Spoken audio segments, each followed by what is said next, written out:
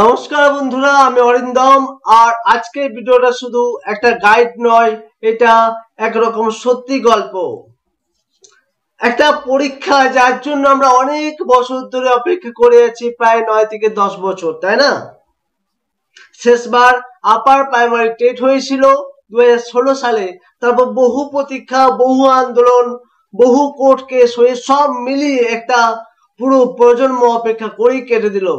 কিন্তু 2025 সাল মনে হচ্ছে সেই অপেক্ষার অবসান হতে চলেছে।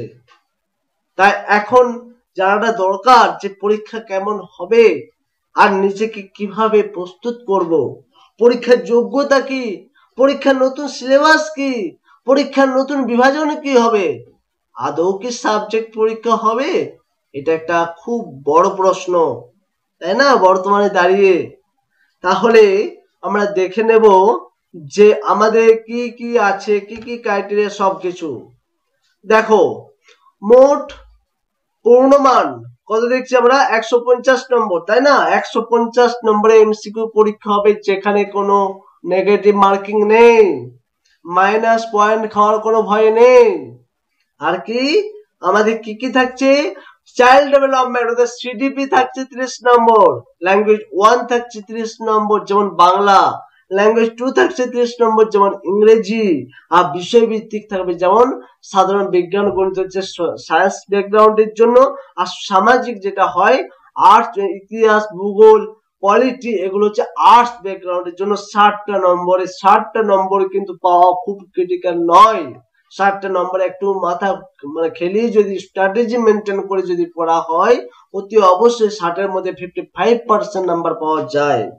ঠিক আছে, তার আগে বলি কম্পিটিটিভ এক্সাম মানে একটাই নাম, পিনাকেল ইনস্টিটিউট অফ বেঙ্গল সেরা একটি কম্পিটিশন সেন্টার বাঁকুড়া জেলার মধ্যে 1 নম্বরে র্যাঙ্ক করছে। তাহলে এখানে কি হয়?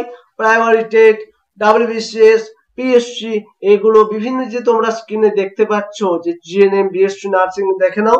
হ্যাঁ, এগুলো সবগুলোই কিন্তু আমাদের কোচিং সেন্টারে পড়ানো হয় খুব যত্ন সহকারে, বিভিন্ন অভিজ্ঞ শিক্ষক মন্ডলী দ্বারা। সাপ্তাহিক টেস্ট নেওয়া হয়, বিষয়ভিত্তিক প্র্যাকটিস সেট দেওয়া হয়, ইন্টারভিউর জন্য গাইডেন্স দেওয়া হয়। হ্যাঁ, বর্তমানে আমাদের এই আপার প্রাইমারি টেটের জন্য নতুন ব্যাচ লঞ্চ হতে চলেছে অনলাইন মোডে। তোমরা যদি কেউ ভর্তি হতে চাও, অতি অবশ্যই স্ক্রিনে দেওয়া নাম্বার বা নিচে দেওয়া নাম্বারটিতে অতি অবশ্যই তোমরা কিন্তু যোগাযোগ করে নিও। ঠিক আছে, তাহলে শিক্ষাগত যোগ্যতা কি? শিক্ষাগত যোগ্যতা কি দেখো, প্রথমত যারা জেনারেল প্রার্থী তাদের জন্য স্নাতক ডিগ্রি পাস করতে হবে, ডিএড অথবা বিএড থাকতে হবে। আর স্নাতক ডিগ্রি পাস করলে হবে না, 50% নাম্বার থাকতে হবে। যদি ডিএড করো তাহলে শুধু স্নাতক ডিগ্রি, আর যদি বিএড করো অতি অবশ্যই স্নাতকে 50% নাম্বার থাকতে হবে। আর যদি না থাকে মাস্টার্সে 50% নাম্বার পেয়ে থাকলেও গ্রহণযোগ্য হবে।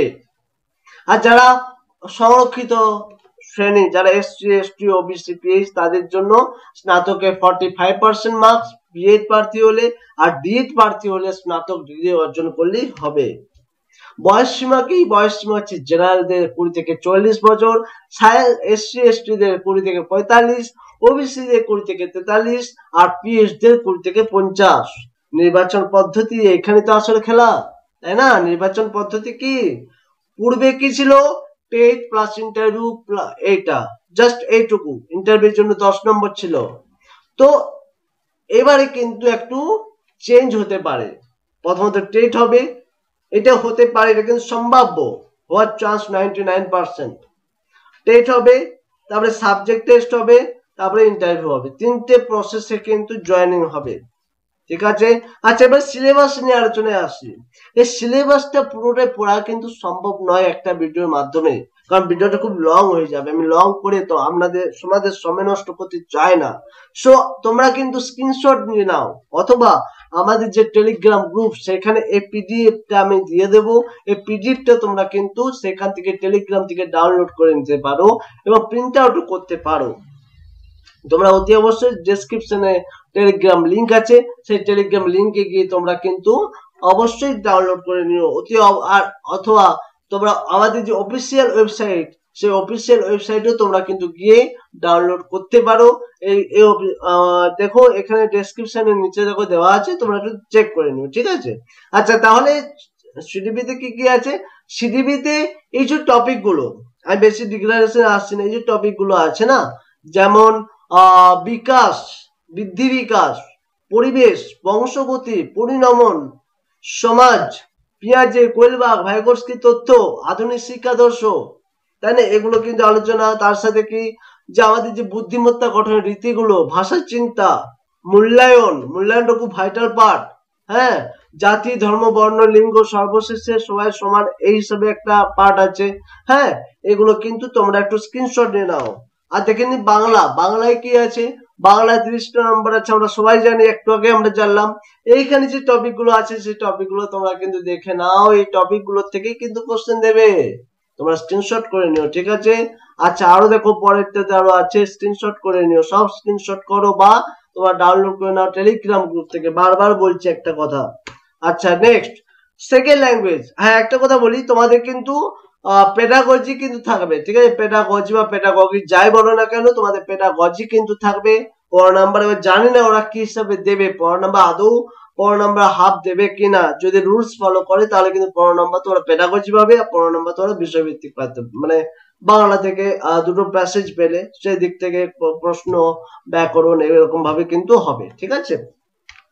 ইংলিশের ক্ষেত্রে তাই, 15 নাম্বার পেডাগজি থেকে, 15 নাম্বার তোমার কম্প্রিহেনশন টেক্সট থেকে একটা কিছু দেয়, পোস্ট বা পোয়েম, এইখান থেকে তোমরা সব জানো এগুলো, তাই না। আর এই টপিক গুলো কিন্তু তোমরা কভার আপ করো, তোমাদের টাইম আছে, হাতে অনেক টাইম আছে, তোমরা কিন্তু কভার আপ করে নাও। এই বছর কিন্তু শেষের দিকে পরীক্ষা বা নোটিশ বেরোনো কিন্তু খুবই চান্স। বারবার একটা কথা বলছি, ভুলে যেও না, আসবে। হ্যাঁ, যারা সোশ্যাল স্টাডিজ, যারা আর্টস ব্যাকগ্রাউন্ড, তাদের জন্য ইতিহাসে কি কি পড়তে হবে, ইতিহাসের মধ্যে দেখো এইগুলো সব যে এই পাতাটা না, এটা গোটাটাই কিন্তু ইতিহাস, তার মধ্যে ভাগ করে দিয়েছি তোমাদের সুবিধার্থে।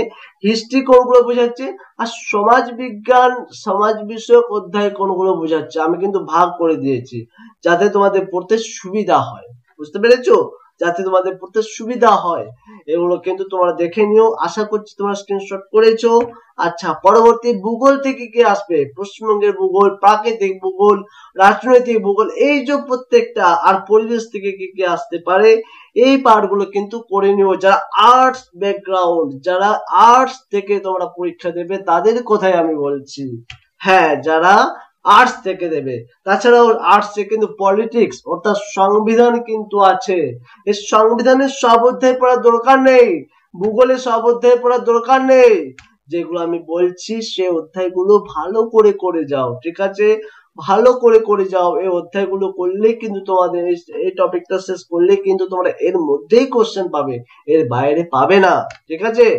নেক্সট কি, যারা জেনারেল সায়েন্স ম্যাথে, যারা হচ্ছে সায়েন্স স্টুডেন্ট বা সায়েন্স ব্যাকগ্রাউন্ডে পরীক্ষা দিতে চায়, তাদের ক্ষেত্রে জীবন বিজ্ঞান এই কোটা টপিক, বেশি না, এই কোটা টপিক তোমরা কভার আপ করে যাও না, এই কটি টপিক পড়লেই তোমাদের কিন্তু অনেকটা কভার হয়ে যাবে। আমি দেখেছি প্রিভিয়াস ইয়ার ঘেটে যে এইগুলো থেকেই কিন্তু বারবার ঘুরিয়ে কোশ্চেন দেয় বিভিন্ন পরীক্ষায়, বিভিন্ন তোমার সিটেট বলো, হ্যাঁ এটা ওয়েস্ট বেঙ্গল টেট নয়, সিটেট এর ক্ষেত্রে এগুলো থেকে কোশ্চেন আসে, ঠিক আছে। আচ্ছা পদার্থবিদ্যা, তারপর রসায়ন বিদ্যা, এগুলো কিন্তু দুটো কিন্তু পাঠ করে দিয়েছি তোমাদের পড়ার সুবিধার্থে, অতি অবশ্যই তোমরা কিন্তু দেখে নিও, ঠিক আছে।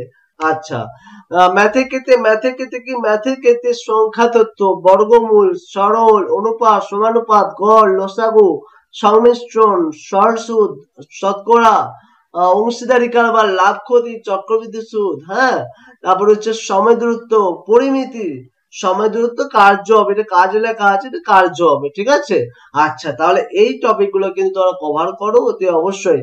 হ্যাঁ তোমরা কিন্তু সরল যে পার্টটা আছে, সরল, এটা কিন্তু খুব ভাইটাল পার্ট, এখান থেকে কিন্তু কোশ্চেন দেয়, ঠিক আছে, এখান থেকে কিন্তু খুব বেশি কোশ্চেন সরল, বীজগণিতিক, হ্যাঁ, জিওমেট্রি, ওগুলো ভালোভাবে করো।